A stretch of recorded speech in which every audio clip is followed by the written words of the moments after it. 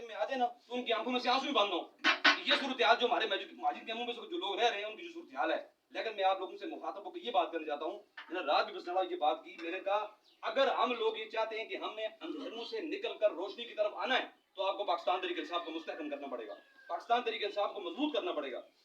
हमारा पार्टी के हक में दोबारा मुड़ के वापस एक स्टैंड लेना,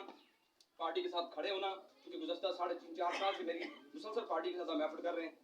इस चीज़ से सारे सब लोगों को इदराक भी है। और हम पार्टी के साथ सिर्फ इस बुनियाद पे खड़े हैं, हम चाहते हैं क्योंकि हमें पता है आज़ाद कश्मीर के अंदर नई रुख के अंदर अगर लोगों को या रियासत को कोई गामजन करेगा वो सरदार तनवीर इलियास खान साहब भी कर सकते हैं। तो हमारे हल्के के मिनिस्टर जनाब ख्वाजा फारूक साहब, उनके हुक्म पर हम करिए नगर नगर सिर्फ इसी बुनियाद पर जा रहे हैं कि आप सब लोग पाकिस्तान तरीके इंसाफ के मुद्दों मामूल बने। आज़म साहब ने अपना खुसूसी टाइम निकाला, पार्लियामानी सेक्रेटरीज भी हैं यूथ कल्चर एंड स्पोर्ट्स के, मुझे उम्मीद है कि आप मजीद हमारी आवाज़ बनेंगे, हर फोरम पे आवाज़ बनेंगे। और मैं आप तमाम लोगों से मुखातब होकर ये कहता हूँ कि आप कोशिश करें 27 तारीख को, ताकि ख्वाजा गुलाम सानी साहब की सूरत के अंदर हम भारी मार्जिन के साथ इनकी सीट यहाँ से निकालें और आज़ाद कश्मीर के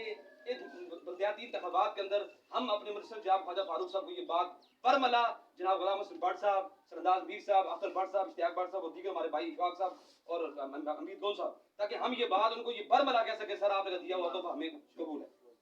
और चौधरी फौजी साहब कि आपका दिया हुआ तोहफा हम आज तोहफा आपको क्या करना चाहते हैं, आपको हैसियत एक खुशी के साथ और जीती हुई सीट की सूरत में हम आपको देना चाहते हैं। और दूसरी सबसे बड़ी बात यह है कि आप करिए नगर नगर आप खुद अपने लोगों के अंदर घरों के अंदर जाते हैं, आप खवातीन को बताएं हमारा मुस्तकिल आबादकारी का इतना बड़ा मसला है कि वो मुस्तकिल आबादकारी का मसला अगर सरदार तनवीर इलियास खान साहब न हुए तो आप कभी ना सोचें कि आपका मुस्तकिल आबादकारी का मसला हल होगा। ये पीएम साहब मौजूद हैं जिस सिंसियरिटी के साथ ये हमारे मसाइल को हल कर रहे हैं और दूसरा कोई बंदा हमारे मसाइल को हल नहीं कर सकता। इसलिए पाकिस्तान तरीके इंसाफ को लाजमन मजबूत करना पड़ेगा, बल्दियाती इंतखाबात में हम उसको उठाना पड़ेगा, तब जाके हम अपने मरहूमियों से इनको हम अपने आप को निकाल सकते हैं और पाकिस्तान तरीके इंसाफ की छतरी के नीचे ही हम हमारे सारे मामला हल हो सकते हैं।